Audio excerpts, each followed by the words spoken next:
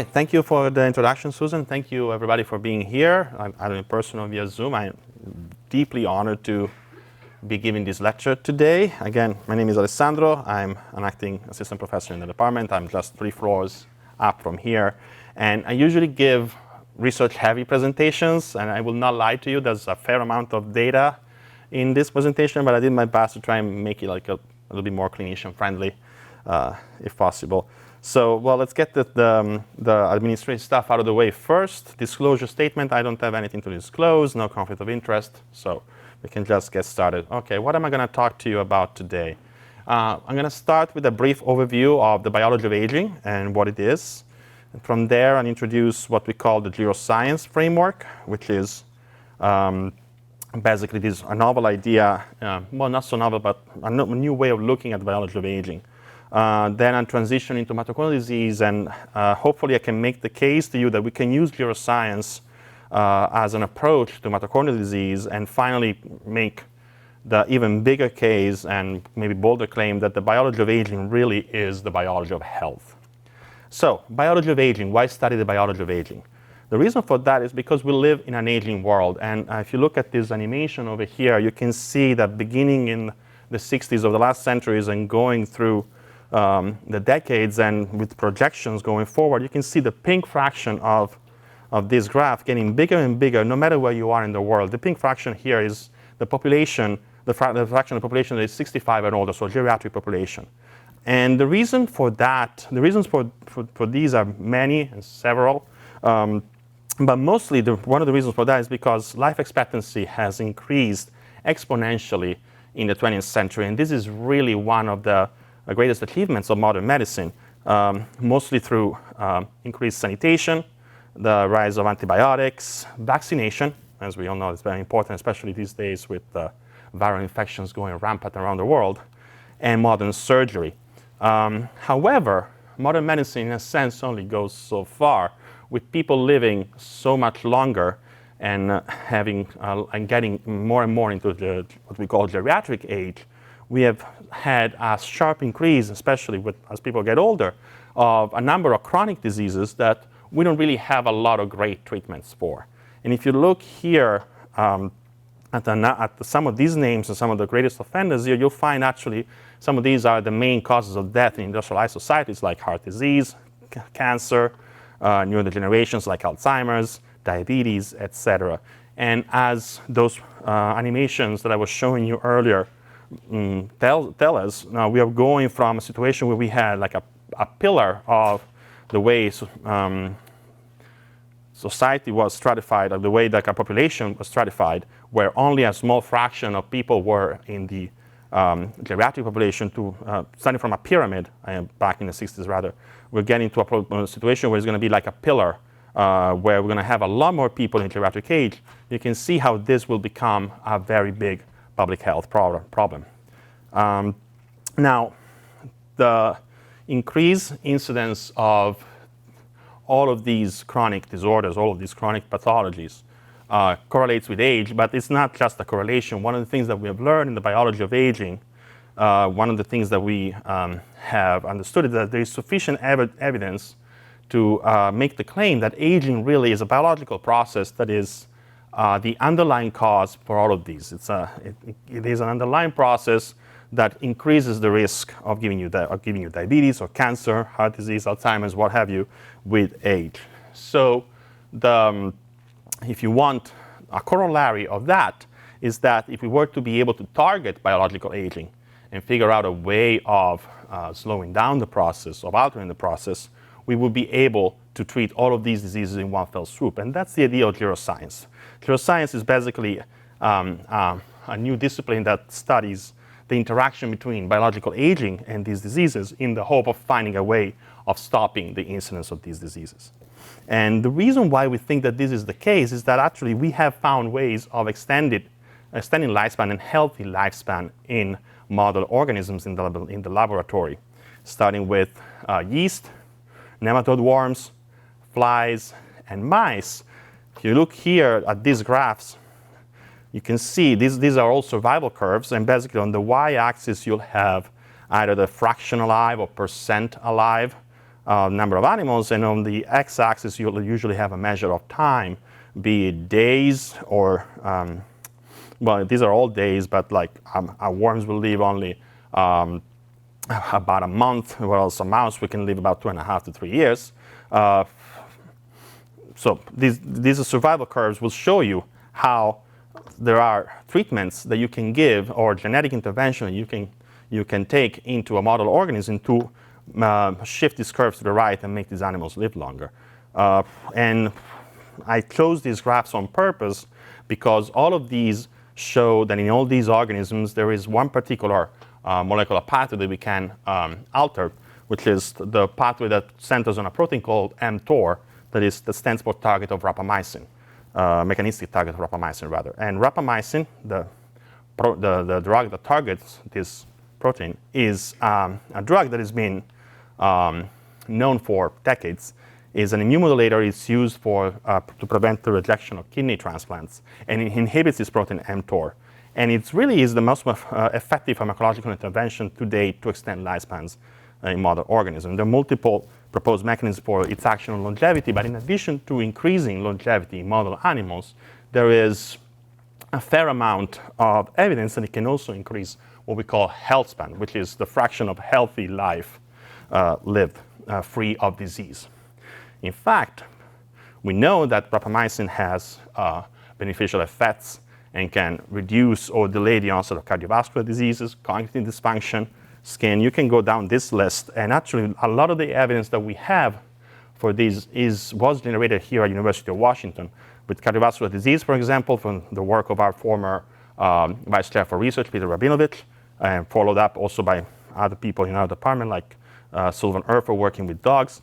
Periodontitis down here, there's one of our friends in the Department of Oral Health who's been showing that rapamycin can block age-related periodontitis and so on. And like here on the right, I chose this little example because I think it's very telling how rapamycin can actually prevent or reverse skin aging, these are data generated actually by my former graduate advisor at Drexel University, Chris Sell.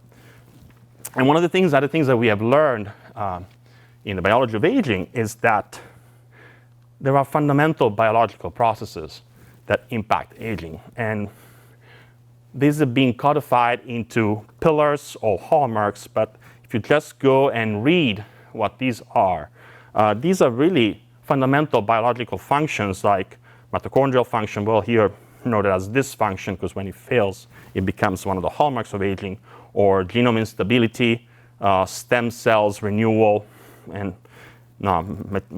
metabolism, etc. These really are fundamental biological processes that are bound to fail in multiple scenarios that are not necessarily only age-related. And then you can think that geroscience interventions like rapamycin and other drugs or genetic interventions that can increase lifespan or healthy life, what we call health span, will necessarily have to impact these processes. So you can think that geroscience can also be providing insights and also be providing a strategy for what we call age-independent diseases, because these are fundamental biological processes. So again, the claim that I want to make to you today is that geroscience, yes, can help us treating chronic age-related disorders, but also what we call age-independent diseases. And I want to kind of give you an example through our studies on mitochondrial disease and make this claim that the biology of aging really is the biology of health. So I'll use mitochondrial disease as sort of a case study if you want. What is mitochondrial disease? Mitochondrial disease is a term that kind of like contains hundreds of different disorders that are characterized by some kind of mitochondrial impairment. And usually those are given by mutations in genes that are involved in the process of oxidative phosphorylation or mitochondrial DNA replication and transcription, transport across mitochondrial membranes, and mitochondrial metabolism. Now, these are usually, they usually manifest in high energy demand tissues like the brain, heart, skeletal muscle. And you can see them, they can manifest at every age, but a number of them actually manifest in pediatric age, so in children. And they seem to accumulate, at least 30% of them seem to accumulate specifically on the complex one of the electron transport chain, so the first step of the process by which mitochondria harness metabolic energy into ATP. And if you go back to these aging hallmarks, you'll see that mitochondrial dysfunction is one of these hallmarks. And if you also go back to this diagram that I just showed you about mitochondrial disorders and try and read, which is something that people say don't ever do, don't ever read the slides, but if you go and try and read here on the slides, you see some of the phenotypical manifestations of mitochondrial disorders, mitochondrial disease, really are manifestations that are similar to what you see in aging, like neurodegeneration, cataracts, diabetes, etc. So how do you go and test the idea that Geroscience can help us understand and maybe treat mitochondrial disorders and maybe provide new insights on how to treat mitochondrial disorders? Well, if you're working in basic research like me, what you do is you find a mouse model and you try and tinker with it. And luckily enough, there is a pretty good mouse model of a mitochondrial disease. It is this end-of-S4 knockout mouse. The end-of-S4 knockout mouse is a mouse that was developed here at the University of Washington by Richard Palmiter in the Department of Biochemistry. And it's a very simple model. It is a deletion in a nuclear encoded subunit of this complex one that I was telling you about before. And the phenotypes on this mouse are striking. You have retarded growth. These are two littermates, as you can see. This one here, it's smaller, and it's our transgenic mouse. And this one is a normal littermate. And these animals develop neurological symptoms about 35 to 40 days of age. And they're very short-lived, around 50 to 60 days, as opposed to a normal mouse who will live about 2.5 to 3 years. And again, the end-of-S4 gene is often mutated in a human mitochondrial disease called Leigh syndrome, which is a pediatric mitochondrial disorder. Now, I was telling you about these clinical manifestations, and these are very striking. Like here on the left, this is what happens to a normal mouse when you hold it by the tail. It will reach out and try to grab something. If you look at an end-of-S4 knockout mouse, it does this clasping, which is when they curve onto themselves, which is a clear indication of some neurological phenotypes. And if you look post-mortem for signs of pathology, you'll see in the brain there's clear signs of vacuolation, which is these empty white spaces on H&E slides in different areas of the brain, specifically here in yellow, the olfactory bulb up here, in the brainstem, in the cerebellum, as well as signs of what we call astrogliosis, so increased staining for GFAP, which is a marker of astrocytes activation, and IBA1, which is a marker of microglia activation. You can see here that in the wild type, you don't have a lot of brown staining, or else in the knockout brain, you have a lot of immunohistochemical staining here in brown. Now, what can Geroscience tell us about this model? Well, one thing that we have learned in the last few years is that drugs that work at extending longevity in normal mice seem to be working really well also in this mouse model. Over here at top left, I've shown you rapamycin already. It extends lifespan in mice. This is a dose response curve.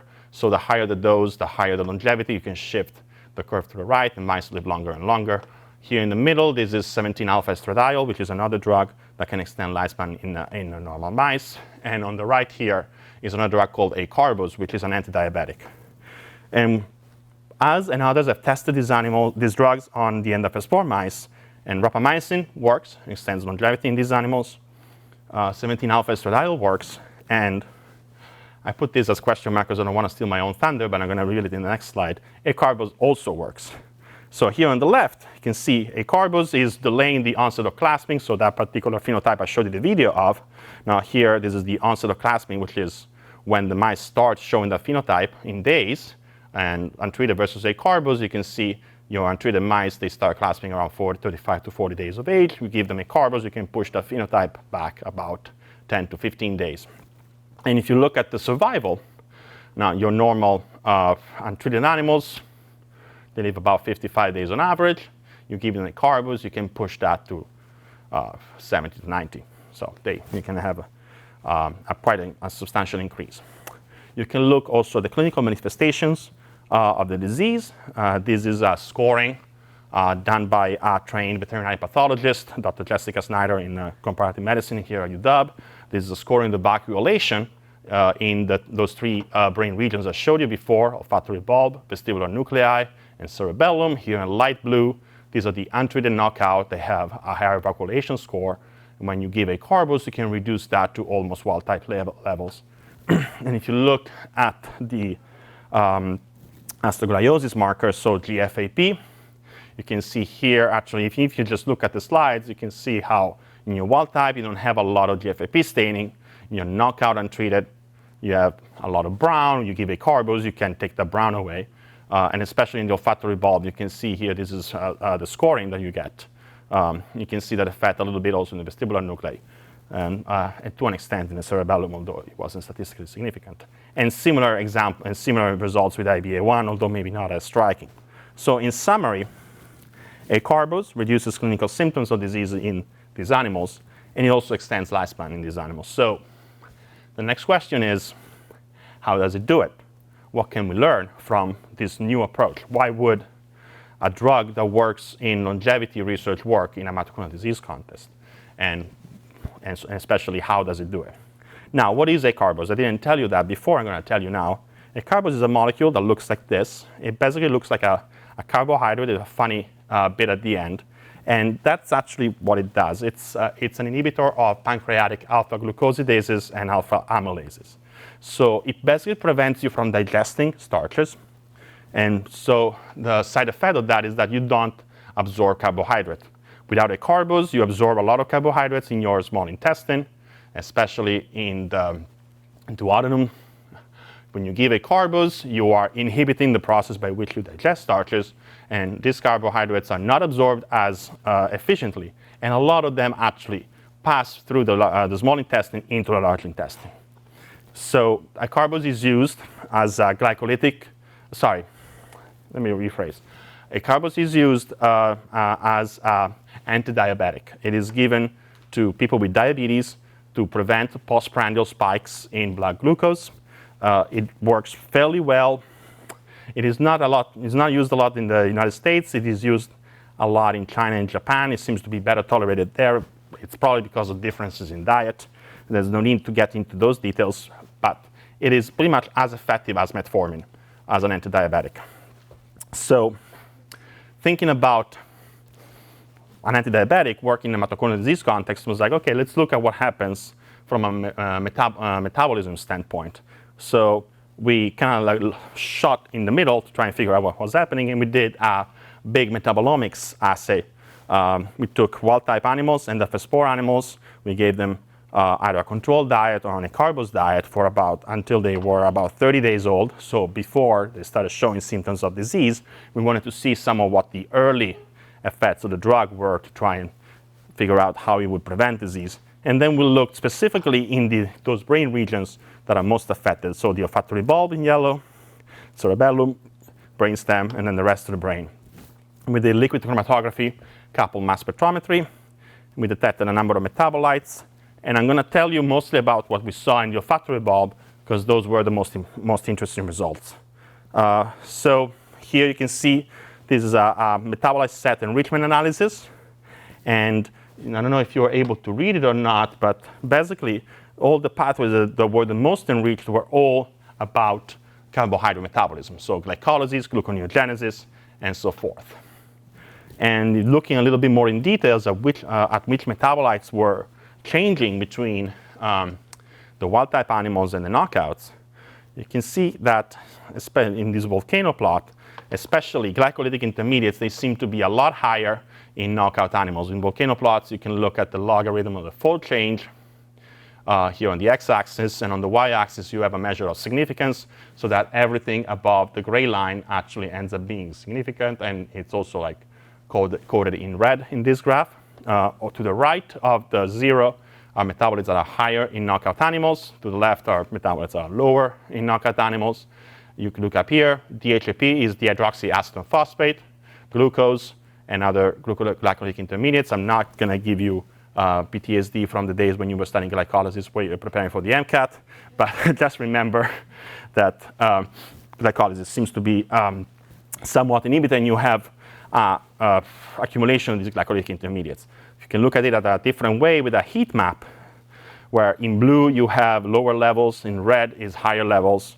When you're wild type untreated, you have low levels of these of the most representative metabolites, and some of these are actually your glycolytic intermediates, like glucose 1,6-phosphate, VHAP, glucose itself, etc. You look in the knockouts, and these go into the red, meaning that they are overrepresented. And when you give Acarbose, you can actually bring that back. So we hypothesized that Acarbose, by lowering the availability of blood glucose in these animals, would also relieve the pressure on glycolysis, and that was probably the mechanism of action. So we tried to first see whether this was the case, and second, see whether by acting on glycolysis directly in the brain of these animals, we will be able to sort of like recapitulate the effects of Acarbose. So Acarbose was working just fine at lowering blood glucose in the wild-type animals. If you look at the dark blue versus the dark red, these are wild-type untreated versus wild-type Acarbose. We looked at postprandial blood glucose, and sure enough, it goes down. But if you look in the knockout, which is the light blue again, in the knockdown, the levels of blood glucose are already lower than in the wild-type untreated. And when you give Acarbose, you don't quite reduce it even further. And at the same time, glycolytic inhibitors were quite ineffective at increasing lifespan, again here in the survival plot, and at delaying the onset of clasping in these animals. We tried two different glycolytic intermediates, 2-deoxyglucose and glucosamine, and neither of them really was successful. So in summary, the NFS4 mice seem to have impaired glycolysis, or at least an accumulation of these glycolytic intermediates, but Acarbose does not improve disease phenotypes by really acting on glycolysis directly. So you'll remember I told you that Acarbose is an inhibitor of alpha-glucosidases and alpha-amylases. So you can see that like you do the carbohydrates that go into your intestine, when you give Acarbose, they tend to not be absorbed, and they transition into the large intestine.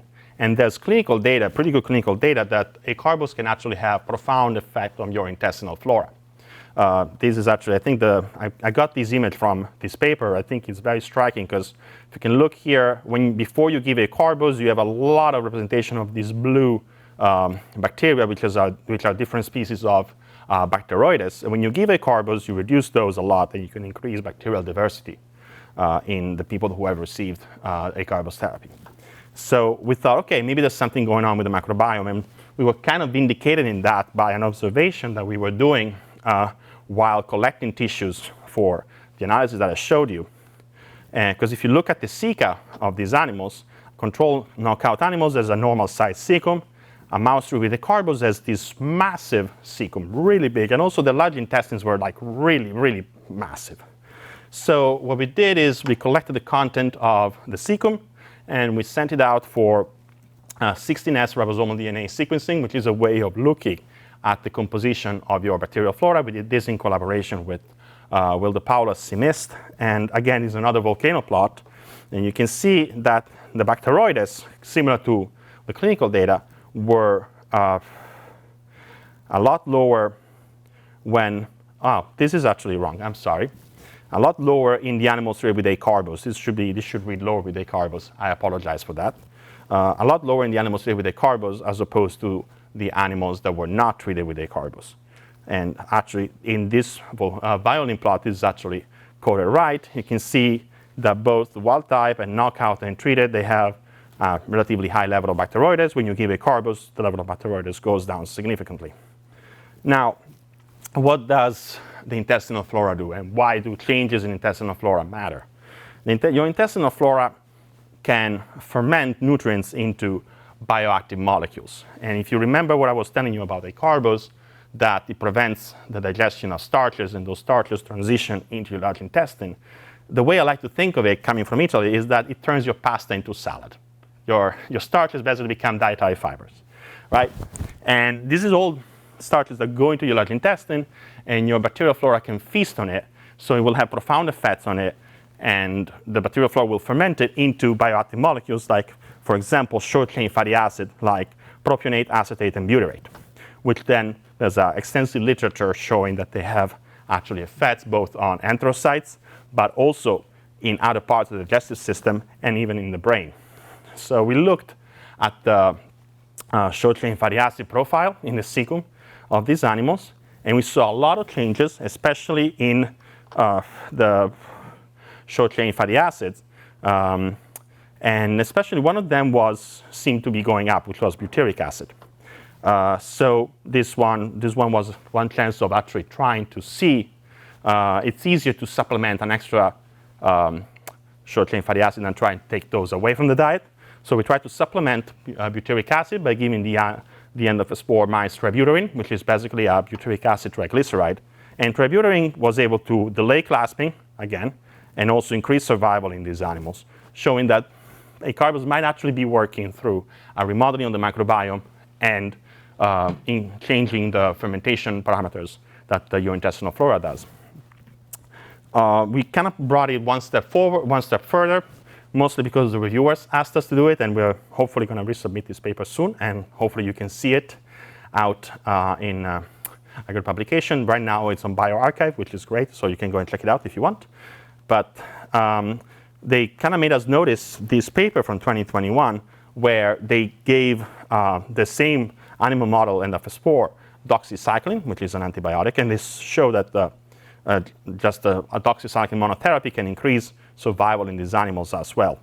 Now, they found a potential involvement of potential direct effect of doxycycline on the mitochondria, but at the same time, a former postdoc of the lab, Takashi Ito, who is now at Hamamatsu University back in Japan, had given a different cocktail of antibiotics to these animals and shown that even these other cocktail of antibiotics without doxycycline can increase survival in these animals. So this sort of suggests that the original microbiome that you find in the endospore animals may actually be contributing to the disease, which is fascinating, I think.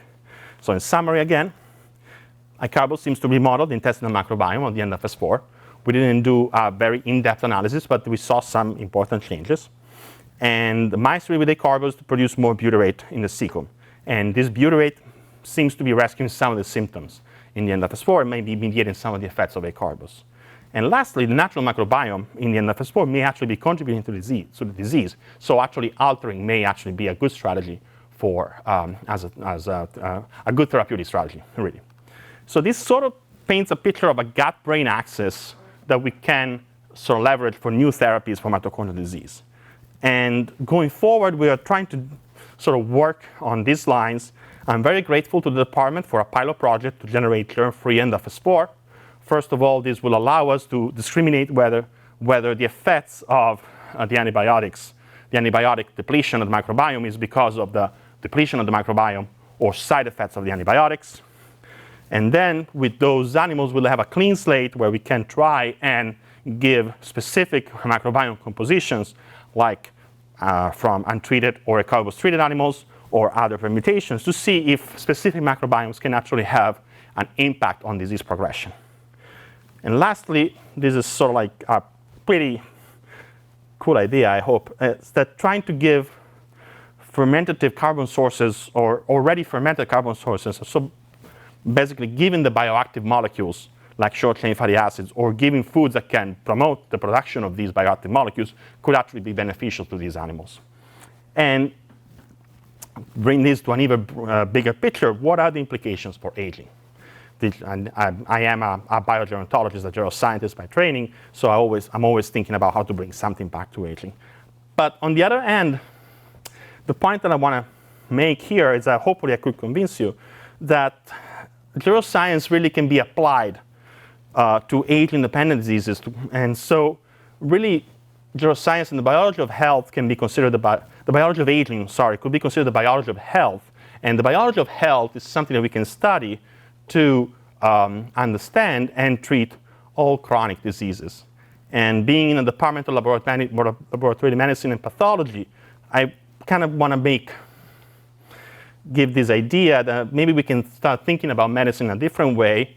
And as pathology, as a discipline, is the study of disease, of the mechanism of disease and the manifestations of disease from the Greek word pathos, which means passion, and then was sort of interpreted as pain, we can think of the biology of aging as a new discipline, a new medical perspective of evexiology, if you want, which can be the study of health, the study of how we can maintain and restore health, from the Greek word evexia for good health and vigor. And so this is my acknowledgement slide. A lot of people that have helped me through in the years since this project started, and funding initially from the United Mitochondrial Disease Foundation, the Shock Center here at the University of Washington for Biology of Aging, and now NIDDK, as well as the department. And with that, I'll leave you to the evaluation slide over here. So please fill it, and I will be happy to take any questions.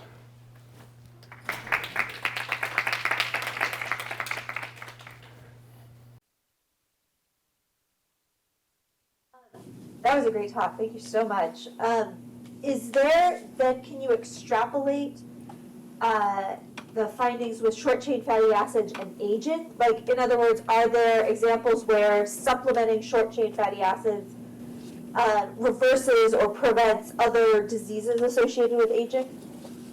Not that I know of, but Acarbose works also in an aging context with wild-type mice. And one of the things that they've shown and they've seen is that there's an association between longevity and a higher production, a higher concentration of short-chain fatty acids in the feces. Especially butyrate seemed also to be higher in those studies as well. So there is an association there. There's a correlation. Whether actually the short-chain fatty acids do something directly, I do not think there are data out yet. I would be surprised if nobody's working on it, and I would love to work on it, honestly. Great talk. So I have two questions. One question following her question, because it seems that if you go back to your slides, it seems that the Acarbose is actually switching going to Krebs cycle, not this one, the slide that you have the Krebs cycle and the pathway of the mitochondria. It's like the couple of them. So it's kind of, instead of going to acetyl-CoA and TCA cycle, it goes toward short fatty acid pathways, because your pathway analysis shows that it seems that Acarbose is actually switching the pathway of the metabolism. And it seems that, so it is complex 1, the Endros 4 is complex 1 disease. So maybe one of that reason that its extended lifespan is because instead of being dependent on TCA for producing energy, it goes toward the DHAP. If you go to the couple of slides back in your pathway, metabolize. This one? No, actually one more. This one? Yes, so you see there is a DHAP glucose, and there is a two pathway. When you look at, if you look at the biochemistry pathway of the glucose, one goes toward pyruvate dehydrogenase and Krebs cycle, and it's gonna be fork, and one is DHAP, and it seems Acarbose is shifting toward DHAP and bypassing Krebs cycle for producing energy. I don't know, have you really thought about to dig in deep into that, because DHAP pathway is going towards short fatty acid metabolism, which is really not dependent of the TCA, which depends on complex 1, if you want to look at that. And I also wonder if you look at the insulin level in these mice, because that would be very interesting to see how insulin in response to Acarbose has changed. Okay, so there's a lot there. Regarding the increases in the DHAP and glucose, so this is an increase that you see an increase in the hydroxyacetone phosphate in the knockout animals, and Acarbose is reverting that to the wild type levels. Okay, so it's decreased. So Acarbose is bringing DHAP down. Now, as you can see here, now it's blue, it goes red with the knockout, it turns back to blue with Acarbose. And DHAP is one of the glycolytic intermediates. It's at the step in glycolysis where you split now the 6 carbon molecules into glycerol 3-phosphate and DHAP. DHAP then gets turned into glycerol 3-phosphate, and then it goes down towards pyruvate, right? The interesting thing about DHAP, though, is that it also is the precursor molecule for the production of methylglyoxal, And then methylglyoxal is sort of like this carbonyl radical that can produce what we call those advanced glycation end products, right? And it's interesting that there's a drug cocktail that seems to be increasing lifespan in normal mice that reduces these advanced glycation end product, and it seems to be working also in the NF4 mice. So that could be another mechanism of action by which Acarbose is helping. Absolutely. The reason, but I think it is still unclear how Acarbose is reducing the glycolytic intermediates. It doesn't seem to be doing it directly, and I think it's probably because of that. My hypothesis here is that basically you are making your microbiome work for you.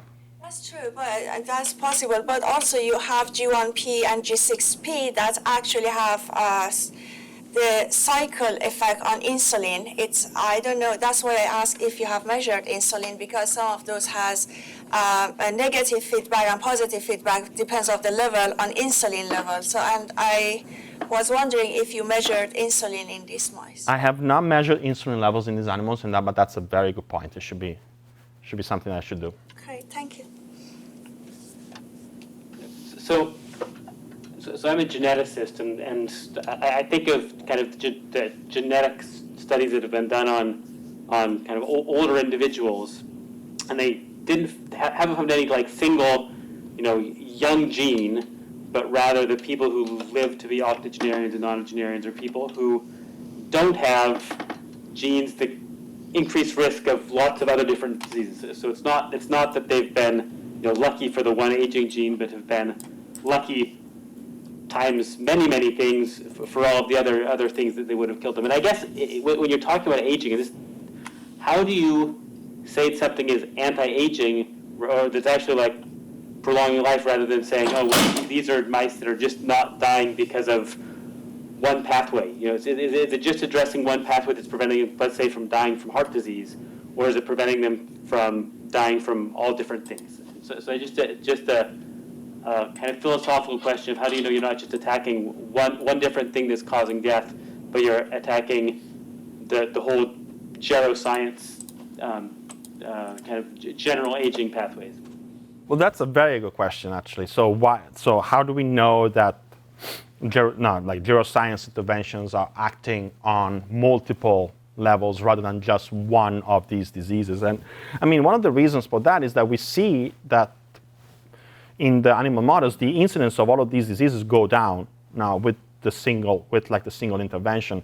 I mean, I am biased because I've worked in math lab for so long, and even before I was working with mTOR and Rapamycin, but I think it gives a good example of this is one single drug that works on one single node, which is one single protein, and it has a tremendous effect on all of these different age-related phenotypes. And if you can go and check this review. It gives a really good overview of everything that we've seen with Rapamycin. So there's other pathways. mTOR is not the only pathway involved in longevity. One of the earliest pathways that was found was the insulin and insulin-like growth factor, growth hormone, IGF-1 pathway. So mice that have reduced growth hormone signaling, they are longer lived, and they also they tend to be cancer resistant. They don't get cardiovascular diseases. They have high antioxidant levels, and et cetera, et cetera. So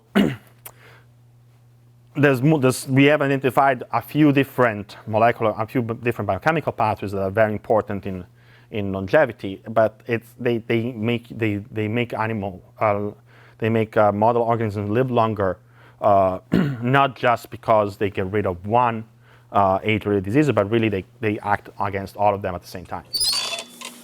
Do they have to act against all of them, or just a subset of them? It could be also a subset of them, which are the major killers. But with Rapamycin especially, everything that we've measured, a lot of what we have measured that is age-related has been altered, has been affected. So I guess I'm curious whether or not you're viewing this Acarbose as a kind of symptomatic treatment for if an individual were to, or a model were to start showing the signs of metabolic dysfunction and, you know, degradation and things like that, if you would then treat with that, or if this could be developed into some kind of a preventative, like, sort of broad spectrum anti-aging drug, if you understand what I mean. Yeah, let me try and repeat the question to you. So the idea is whether Acarbose can be used as kind of like a prophylactic therapy to prevent, no? Yeah, a little bit. So I'm just thinking, like, you know, obviously it's showing promise in targeting, you know, a specific kind of mitochondrial issues once those things have started to kind of rear their head a little bit. But with what you observed of butyrate supplementation, do you think that there's a way that could be manipulated into a more kind of prophylactic, preventative treatment? Yeah, no, I think so. I think yes, actually, and I should have been more clear about this. We gave Acarbose to this animal from the moment we weaned them, which is around 21 days of age. And they don't show signs of disease, at least the neurological signs of disease, until the turn 35/40. So they got at least a good 15 days of Acarbose therapy now before the untreated ones start showing symptoms. So we kind of did it what you are proposing. We're giving the drug before the disease manifests. What we have not done with Acarbose is try to give it after the symptoms onset and see if we still have an effect on the disease. Could be an interesting experiment to do. We have done it with Rapamycin, which is also very effective. The thing with Rapamycin is very interesting because what I've shown you here is my own curve. And no, this is not the slide. Where is it?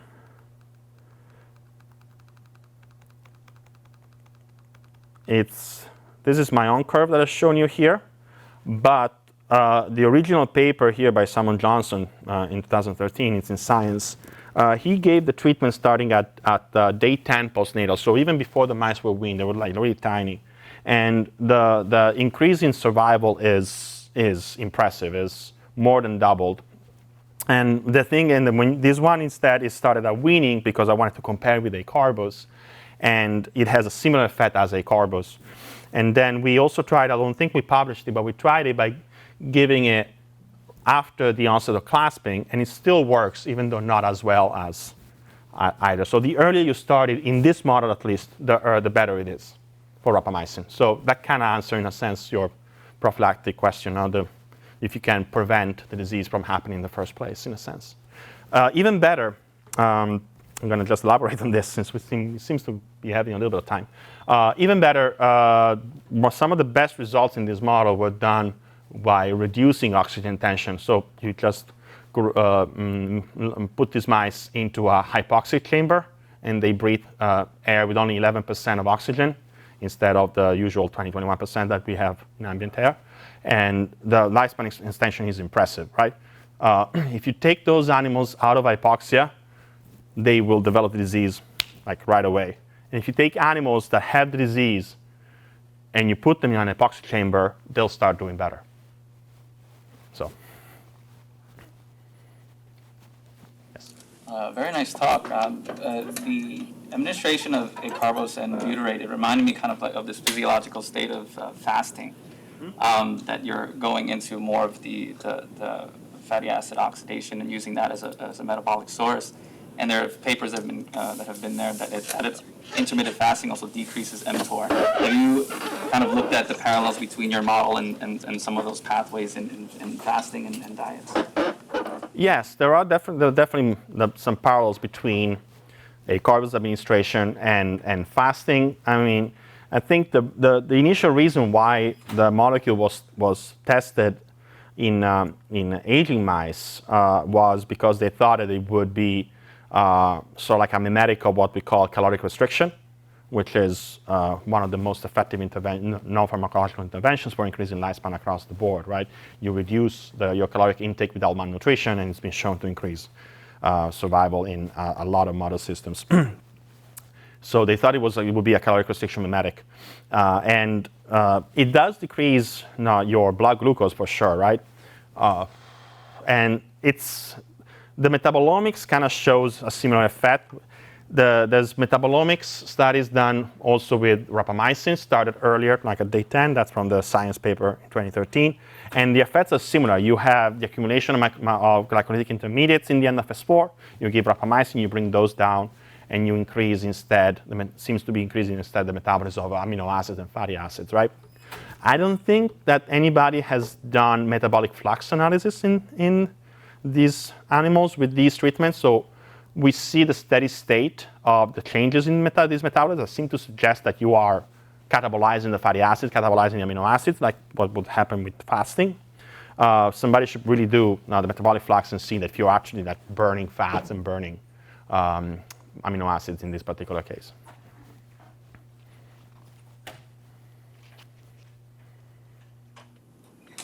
Thank you. Okay. Thank you very much.